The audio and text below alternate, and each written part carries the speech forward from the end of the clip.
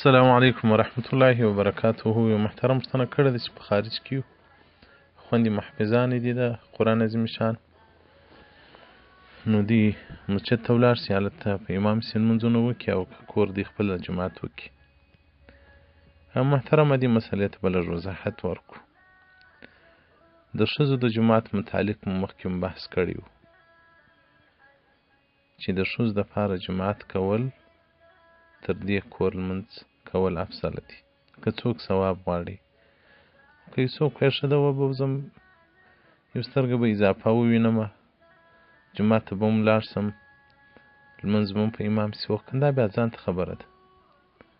خو راځئ موږ دا دین و شریعت باندې ځانونه برابر کړو. داسې به نه کوو شریعت پر ځان برابروو، ځان به پر شریعت برابروو. شریعت پر موږ نه برابریږي. زموږ پر خواهشاتو شریعت باید موږ نه کړو برابر، موږ خپل ځانونه شریعت ته تسلیم کړو. نو دې ته فقهای کرامو پوره وضاحت ورکړی دی. د هند په علماو کې مولانا عبدالحی لکھنوي رحمت الله په دې کې مستقل بحث کړی دی چې هغه وایي جومات ته ښځو پروا نه لري، خو لیکن هغه کتاب او د هغه خبرې بیرته علما کرامو رد کړي دي. هغه روایتونه چې راځي چې عایشې صدیقه رضی الله عنها مبارکې به صحابیاتو ته لمونځ ورکاوه، یا رسول الله صلی الله علیه وسلم مبارک هغه سره دا امر کړی و چې ته لمونځونه ورکوه. خو عنایه شرح د هدایې او دغه رنګه فتح القدیر هغه وایي جماعت ته نسا و دا سنتیت منسوخ سو.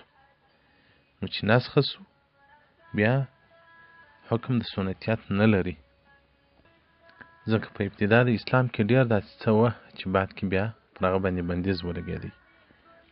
فتح القدیر دې ته مفصل وضاحت ورکړی دی چې وایي کوم جماعتونه د ښځو سیوله هغه په ابتدا د اسلام کې وله.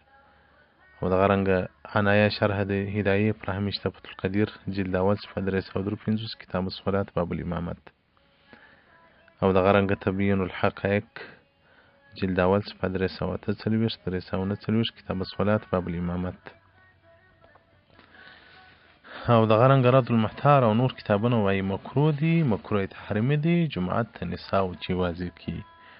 دغه رنګه نور الایضاح صفحه 304 فصل فی بیان فصل فی الامامت دې ته پوره وضاحت ورکړی دی.